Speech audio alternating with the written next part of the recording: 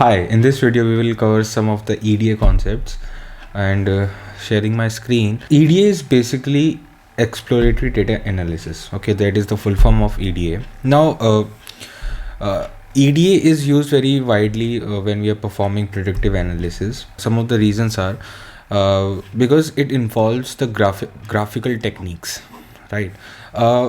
If we are using just the mathematical formulas to predict something or to make a model, then it can become very hard to have a visual picture of the entire model. But EDA provides us some of the graphical techniques which we can use to actually picturize how our data is actually looking like. For example, if we go into the linear regression, this particular graph, this can give a very visual picture of how our data is looking like, right? So if this is the data, we can clearly see that it is a type of data which can be represented using a linear line. Okay, so it involves it involves graphical techniques, and it requires us to analyze the visual charts, and we try to make sense of pattern out of it. Okay, now again, EDA is a technique to analyze data sets. It can give some of the insights which are beyond modeling and hypothesis, and it is a very it provides some of the very crucial information. Now, if you talk about the life cycle of a EDA process, life cycle of a EDA process is it is a 8-stage process, and we will be going in details just later in this video. But naming the stages are data acquisition, ingestion and cleaning, store and management, feature extraction, wrangling, EDA, modeling and operationalizing. Okay, we will just go in details, but first we'll see this one.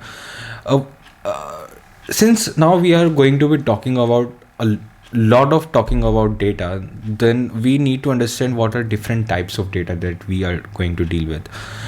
In general, we have 3 types of data. We have structured data, semi-structured data and the unstructured data. Now, the structured data is very structural as the name suggests. This is type of the data which is arranged in tables, very structural format. For example, the passbook of your banks maybe can be named as a structured data. So every value has some attribute, some label, right? So it is a tabular data, and mostly it is present in .csv or .tsv or .xlsx format. Talking about the semi-structural data, this is the data that is present in the form of tags and markups. If you remember the data present inside these type of tags, okay, for example in HTML. So that kind of data is the semi-structured data, and it is present in .xml or .json files. Now, the data which we will deal in practical life is going to be unstructured data. And this is the data that is generated from images, videos, blogs, and most of the social websites today are generating unstructured data. The social media is generating unstructured data, and this type of data does not have any kind of label, and basically they do not have any structure. Okay. Now, talking about some of the quantitative measures, every day. This was, by the way, this was the measure of 2020, year 2020, and right now we are just entering into 2022.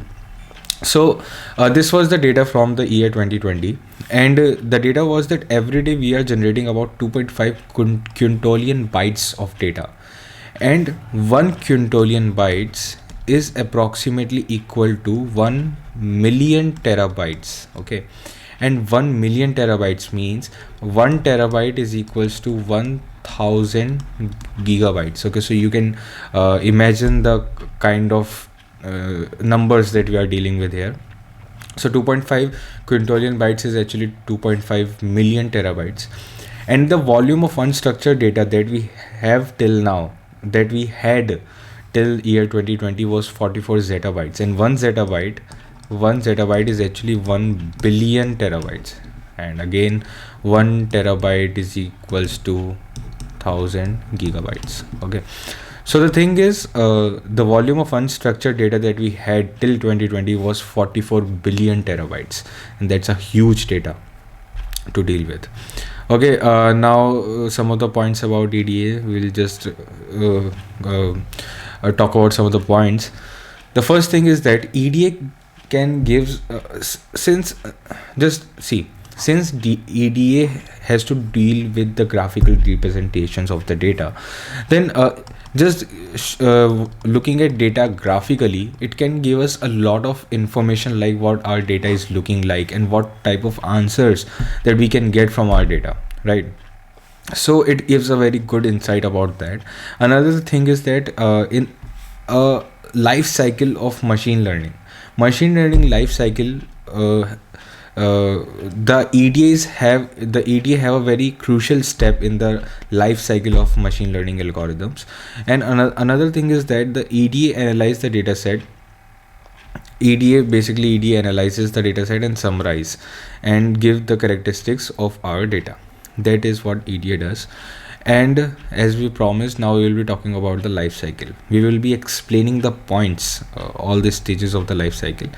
So first stage that we have is data acquisition, and for the sake of analogy, we will compare it with making a vegetable. Okay, now when you need to make a vegetable, and in this case when you need to make a model, okay, so we will compare making model with making vegetable. Okay, vegetable sabji जिसे कहते हैं. Okay, so first thing in the process of making a vegetable is what you buy vegetable, right? You acquire some of the vegetables.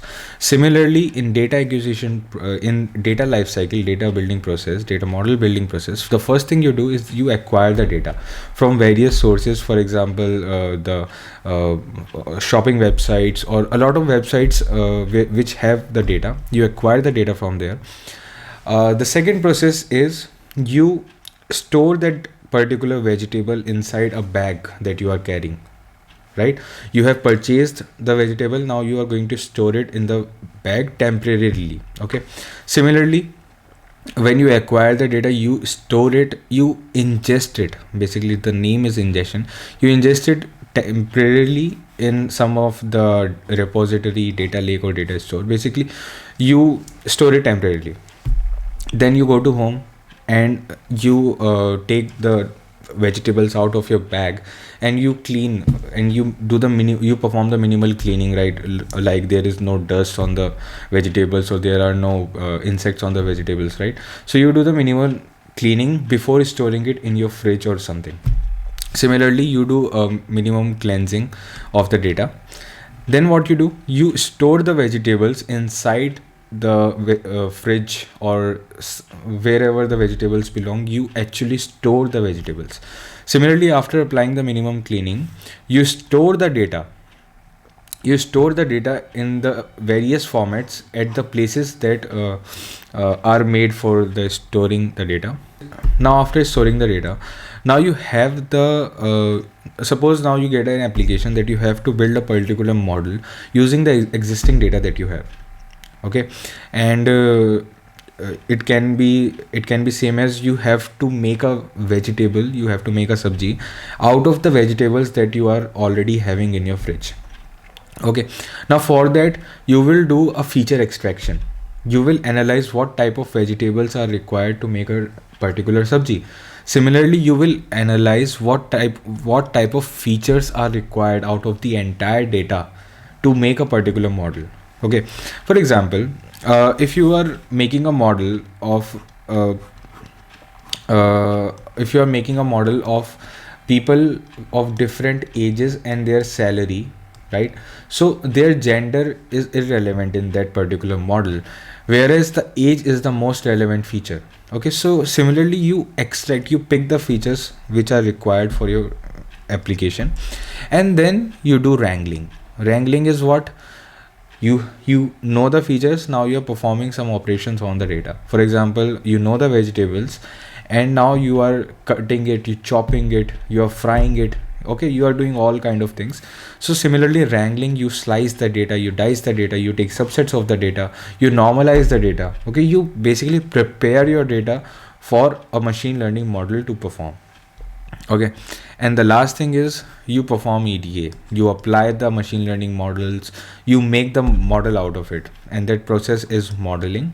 Okay, now till here your model is made, your sabji is ready. Now what is the point of making a sabji if you cannot eat it, right? So the last step is using the model or eating the sabji. Okay, so that is the entire data life cycle explained. Okay, so in the next video we will discuss some of the libraries that we will be that are useful in the data analysis process, and then we'll dive into supervised learning.